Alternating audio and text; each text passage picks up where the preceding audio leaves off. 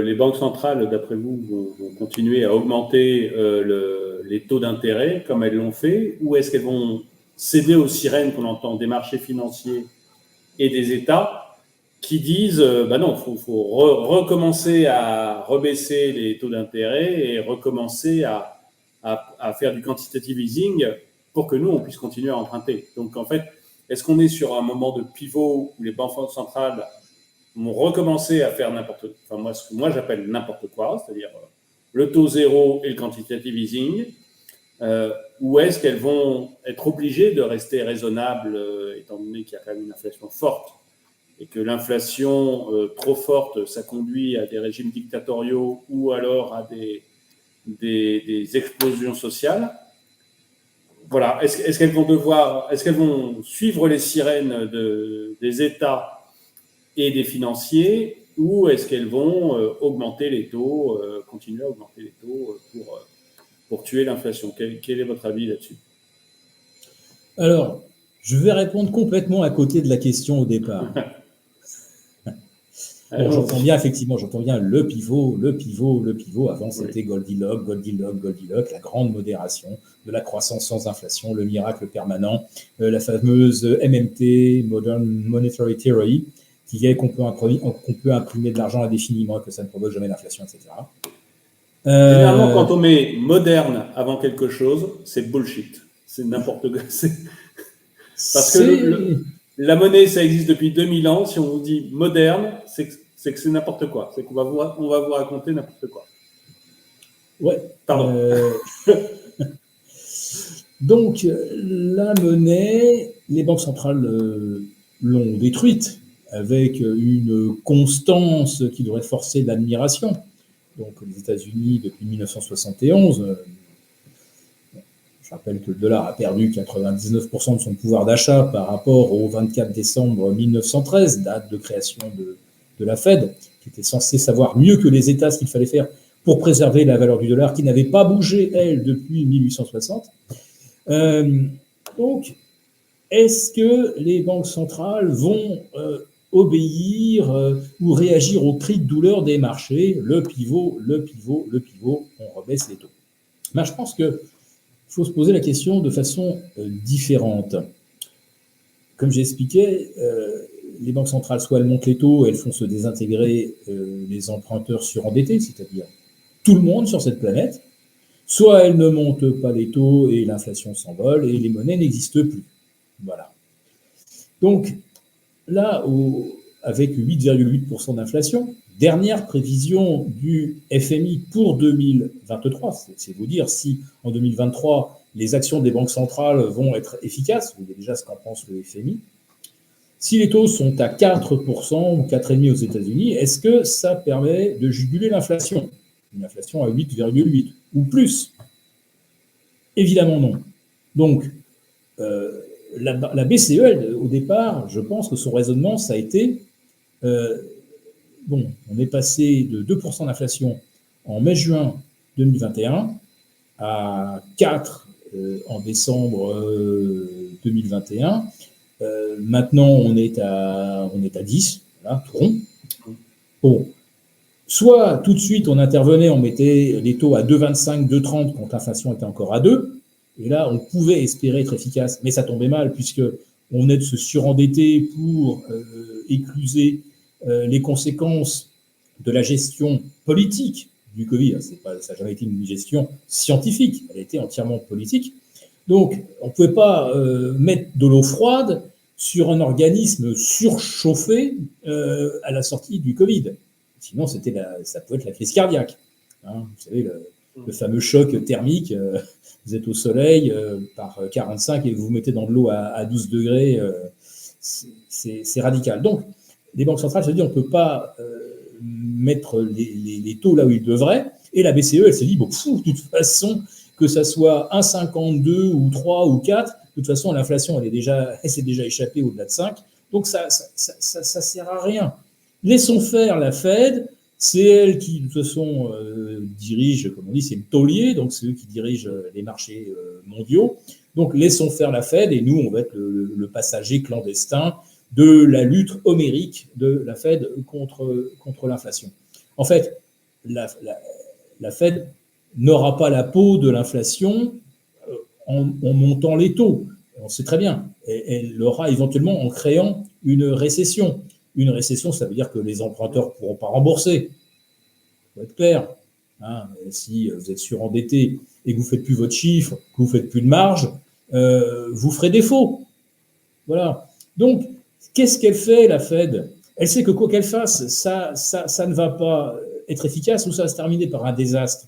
Mais ce qui serait le plus désastreux pour la Fed, c'est de donner le sentiment qu'elle ne peut plus rien faire. Alors elle fait des choses, elle monte les taux, elle parle, elle essaye, comme on dit, d'ancrer les anticipations, elle sort des éléments de langage, tout ça, nous serons inflexibles, et les dot plots de tous nos membres éminents de la Fed, on vous avertit qu'on va probablement emmener les taux à 4,5. Mais dans toute l'histoire des banques centrales, c'est pas si ancien, les banques centrales, ça n'existe pas depuis très très longtemps. Hein. Ça existe maximum depuis peut-être 2 siècles en Angleterre et un peu plus d'un siècle aux États-Unis. L'inflation, on n'a jamais pu la contrôler avec des taux nominaux négatifs. Il fallait toujours que les taux soient supérieurs. Quand Volcker met les taux à 20% aux États-Unis, on a une inflation qui est à 16,3 ou 16,4. Donc voilà, là au moins on a quelque chose d'efficace. Si l'inflation retombe, c'est qu'on sera dans une récession telle que on s'apercevra vite que le problème, c'est pas que l'inflation soit encore à 5 ou 6 quand on voudrait qu'elle soit à 3, mais ça va être que énormément d'emprunteurs font défaut. Et c'est ça la prochaine crise. Et c'est ça que les banques centrales vont devoir régler. Et là, je ne sais pas, mais comment vont-elles réussir à faire croire qu'elles vont pouvoir résoudre ce problème de surendettement et d'incapacité des emprunteurs à rembourser? Pour permettre le remboursement, elles vont devoir rétablir la planche à billets. C'est absolument imparable. Sinon, le système économique est par terre. Alors après ça, on pourra toujours dire que c'était de la faute de Poutine, certes, mais on sera effectivement par terre. Et aujourd'hui, les banques centrales, à mon avis, elles essaient de faire croire qu'elles peuvent encore quelque chose contre l'inflation, ou qu'elles pourraient encore, comme la Banque centrale d'Angleterre, intervenir pour empêcher les gilts de s'effondrer. Donc, leur jeu aujourd'hui, c'est de faire croire qu'elles sont encore crédibles. Mais il faut être conscient que quoi qu'elles fassent, à mon avis, ça ne marchera pas. Le principal problème, c'est l'endettement des États. C'est que, comme vous le dites, si on veut tuer l'inflation, il faut un taux d'intérêt qui soit au-dessus de l'inflation. Paul Volcker, c'était dans les années 80. Il a une inflation qui arrive à 14% à ce moment-là. Les politiques commencent à paniquer complètement en disant on va se retrouver comme dans l'Allemagne des années 30, il faut stopper ça. Donc il nomme Paul Volcker à la tête de la Fed et Volcker dit le seul moyen d'arrêter l'inflation, c'est de mettre les taux très haut. Hein. Donc il met les taux à 20% et ça crée une grosse récession et du coup il tue l'inflation pour les 40 années qui suivent. Donc il y a une grosse récession de 3 ans, mais après pendant 40 ans on a été tranquille. Donc merci Paul Volcker. La différence, c'est qu'aujourd'hui, les États sont extrêmement endettés. Avec 2,5% d'intérêt, la France, le coût de la dette, de remboursement des intérêts de la dette en France, c'est l'équivalent du budget d'éducation nationale. Donc, si la Banque centrale met les taux d'intérêt au-dessus de l'inflation, c'est-à-dire à 11-12%, c'est l'intégralité du budget des recettes fiscales de la France qui partent sur les taux d'intérêt. Autant dire, la France fait faillite. Donc, c'est le gros problème des banques centrales, c'est qu'elles ne peuvent pas stopper l'inflation de cette manière-là, parce que sinon, elles envoient l'Italie au tapis, elles envoient la France au tapis, elles envoient l'Espagne au tapis. Enfin, vous avez un nombre d'États qui ne survivraient pas à ça, qui est phénoménal. Tous les emprunteurs en dollars, notamment. Tous les pays émergents emprunteurs en dollars, ils sont complètement tributaires du loyer de l'argent aux États-Unis. Alors, il y en a encore qui sont assez malins pour aller emprunter au Japon et faire ce qu'on appelle du carry trade, mais grosso modo, la plupart des des emprunteurs émergents sont soit en dollars, soit en yuan. Oui, donc vous avez beaucoup d'États qui ne survivraient pas actuellement à ce problème-là. Alors, il y a les pays émergents, mais aussi effectivement les gros pays que j'ai cités, la France, européens, qui se sont endettés pendant des dizaines d'années sans réfléchir aux conséquences, juste en réfléchissant à la prochaine élection, et qui aujourd'hui risquent de nous mettre le système économique par terre. Parce que les banques centrales sont coincées. Il ne faut quand même pas oublier que grâce à la BCE, la France, qui avait déjà une dette qui se rapprochait dangereusement des 100% du PIB, elle a quand même été payée pendant, j'ai regardé ça, pendant 13 ou 14 mois, elle a été payée pour emprunter à long terme. Mais ça faisait très très longtemps déjà que nos dettes à court terme, 6 mois, 1 an, 2 ans, la France était payée pour s'endetter depuis presque 2015, depuis que Mario Draghi avait fait le quoi qu'il en coûte. D'ailleurs, lui, je pense qu'on pourrait le proposer au prochain Nobel d'économie, parce que oui, qu'est-ce qu'il a pu enrichir aussi les marchés financiers, et on lui doit finalement la survie de l'euro. Parce que s'il n'avait pas ramené les taux à zéro, la faillite de l'Italie, de l'Espagne, de la France, elle serait déjà actée depuis longtemps.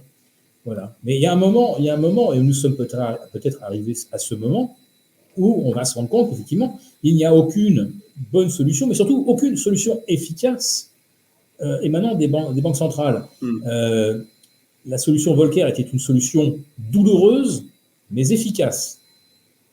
Là, aujourd'hui, nous avons que des options qui sont douloureuses et probablement inefficaces. Enfin, je veux dire que avec un problème supplémentaire, c'est que plus on attend pour les mettre en place, plus elles vont être douloureuses. C'est-à-dire qu'il aurait peut-être mieux fallu que l'euro se casse la figure en 2008, ou au moment de Lehman, ou juste après avec la Grèce, plutôt que d'attendre aujourd'hui, parce qu'aujourd'hui, c'est vraiment l'intégralité du système qui risque de partir à volo, quoi. Plus on attend, plus ça va être dur. Hein. Donc, il faut vraiment trouver une solution rapidement, là, je trouve. Là, peut-être qu'à un moment, les Américains vont s'apercevoir que d'avoir contraint les Européens, parce que la décision est venue des États-Unis, évidemment, de boycotter le gaz russe, ce pas les Européens qui ont eu l'idée. Hein. Je ne pense pas non plus que ce soit les Européens qui ont eu l'idée de saboter Nord Stream, encore moins les Russes. Donc, il y a peut-être un moment où les Américains vont s'apercevoir que, bon, ça y est, ils nous ont vraiment mis dans la mouise, ils nous ont vraiment rendus complètement dépendants du gaz américain, peut-être en partie également du pétrole américain. On est complètement dépendant d'eux pour les systèmes d'armes qu'on envoie en Ukraine. Mais il y a peut-être un moment où, à force de nous faire tomber, on risque peut-être aussi de les entraîner dans leur chute, dans notre chute, pardon. Donc, je ne sais pas, j'imagine qu'il y a des gens très intelligents aux États-Unis qui ont dû faire tourner des modèles, des calculs en disant, voilà, on va effondrer l'Europe, mais il ne faut peut-être pas aller au-delà d'un certain niveau d'effondrement.